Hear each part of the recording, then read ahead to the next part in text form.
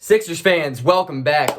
It is the most wonderful time of the year. It's deadline time. This is hands down my favorite time of the midseason basketball. There's nothing better than trade deadline because will always be moves. And FYI, Sixers fans, our president of basketball operations is the one and only Daryl Morey, the man who makes moves just to make moves, the man who knows basketball better than anybody else at his job.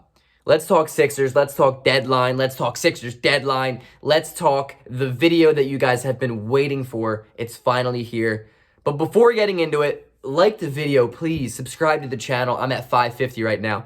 That's like more than halfway to a K, and we want a K. We need a K. Get me to a K. Let's talk Sixers.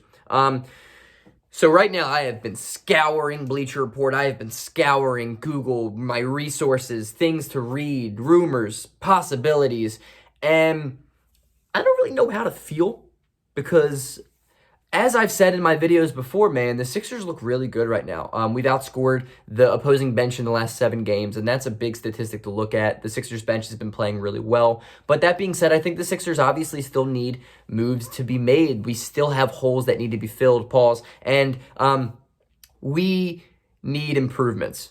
And I've been saying it for years, a backup playmaker. We need more shooting. We need guys who can open up the floor a little bit more, especially when come playoff time. We need a guy who can run a pick and roll so we can utilize Ben more as a 4 than a point guard. Because as much as I love Ben Simmons, playoff time comes by, he's just not going to be that half-court point guard like he is now.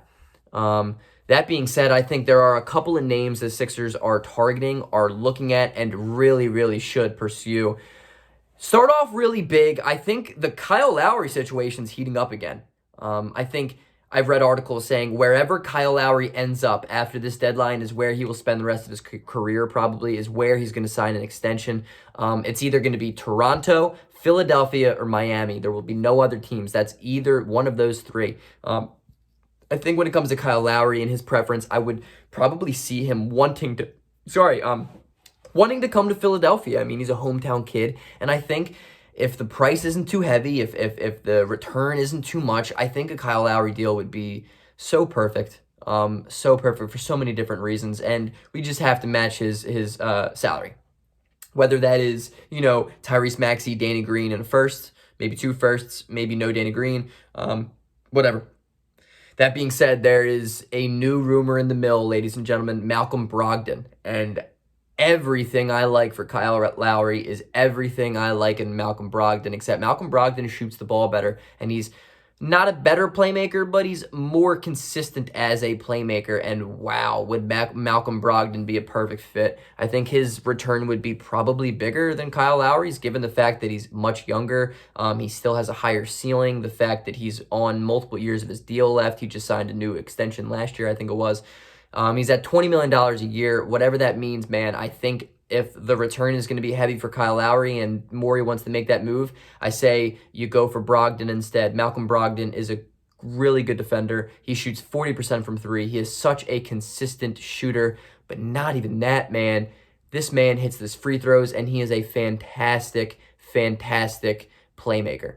Malcolm Brogdon is an ideal fit next to Ben Simmons. Malcolm Brogdon could be everything Philadelphia needs. I think you bring in Malcolm Brogdon without giving up too much depth. That turns the Philadelphia 76ers into not just a contender in the East, but arguably the favorite to come out of the Eastern Conference. I am so on board for Malcolm Brogdon. I think Malcolm Brogdon's sweet.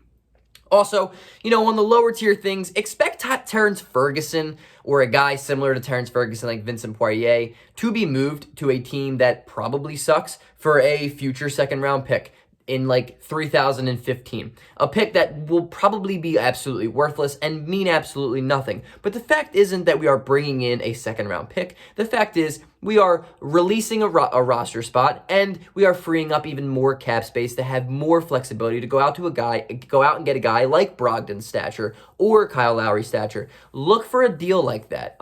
Terrence Ferguson still can be a basketball player, and it would just those are the guys that get moved for second rounders. That look at Cabangeli yesterday for the Clippers. The Clippers traded Cabangeli to the Kings for 2 second-round picks in the future, not because they want the second-round picks, guys, but because it frees up a roster spot so they can go out and get somebody, whether it's through the buyout market or through a trade. That's what Philadelphia is going to do. That's what contenders do. They trade guys who will never see the court for them for open space and more money to go out and get something that they value and that they need. Look for a deal like that. I think Terrence Ferguson's arguably the most likely to be moved in a deal like that for Philadelphia, but also look for Vincent Poirier. Look for not Tony Bradley anymore, because that man is Hall of Fame caliber. I'm kidding. Please don't think that's serious. But expect low-end moves. Expect low-end moves. Keep your expectations low. I'm trying to tell myself that all the time. Keep your expectations low, because maybe a George Hill. I think George Hill would be a great pickup given what we're going to have to give up. I'm not trying to trade something of extreme value for George Hill, but I love George Hill, and I love his game, and I love his fit in Philadelphia. DeLon Wright's another one. He is a great do-it-all point guard who can go out, maybe get a bucket. He can shoot the ball well enough from three, but he's a great playmaker, and he's a great rebounder, and he's a physical guard, and he's going to relieve the stress of, Shake Milton, Ben Simmons, things like that, and that's what we need. That's what we need so bad. Philadelphia can be a contender. It can be a favorite in the East if you go out and get a backup point guard like George Hill, like DeLon Wright. What else do I have here? Do I have any other guys here? No, those two dudes. Those are the guys that are going to be big moves. They seem small, at face value, but those maximize talents of teams. Look for shooters. A stretch four, probably. Mike Scott's been playing better, don't get me wrong, but he's still not going to be that guy.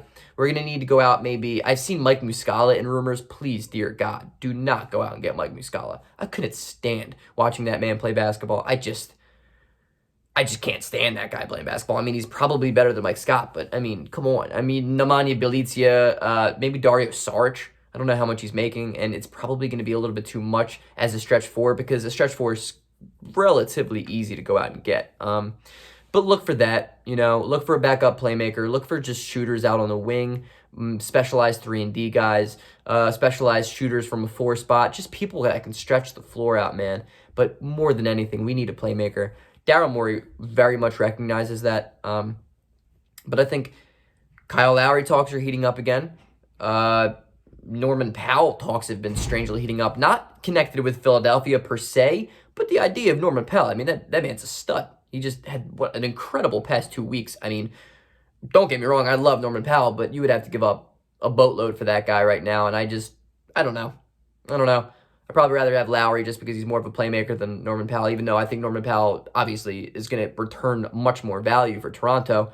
But that's what you're going to see. You're going to see us trade guys for second rounders because it's going to free up space. We have 15 guys on the roster right now. You can't hold any more than that. We're going to have to move on from guys that just don't see the court. Vincent Poirier and Terrence Ferguson have no purpose in Philadelphia. They just don't bring anything. They don't do anything. They are just men sitting at an end of a bench getting paid. Trade those guys for open spaces, for the ability to go out and get something. You're going to see that. You're going to see that type of stuff. Peep for the buyout market too. Guys, relax if Philadelphia doesn't make that move that everyone wants by the time the deadline's over, because the buyout market will be heavy and it will be promising afterwards. I'm sure it will be. It always is. The Sixers can go out and get something in the buyout market that just is the last piece that we need, But look for a Malcolm Brogdon. Just look for rumors of Malcolm Brogdon. Look for rumors of Kyle Lowry. Who knows? I don't. You don't. No one does. That's why there are a million articles right now telling you what's going to happen.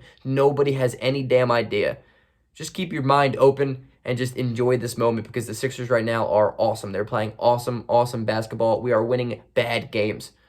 I have never been able to say that about the Sixers. The Sixers always lose the bad game. It always loses the game where we don't shoot well. But this year, we're different. We're 30-13 right now. The game against the Warriors tonight will be fun. 10 o'clock.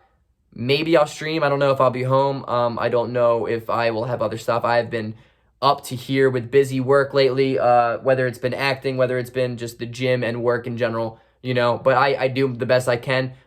This is probably going to be scheduled for like a 7 p.m. upload time. So if something happens from now, which is 4:30 to 7 o'clock, I apologize from the bottom of my heart. I made a video on how the Sixers should get PJ Tucker like a week ago, and then that night, after my upload, the Milwaukee Bucks go out and get PJ Tucker, and I'm like, okay, well, sweet. Peace out, Sixers fans. Hopefully we get that dub tonight. I'll let you guys know if I'm streaming or not. Go Sixers.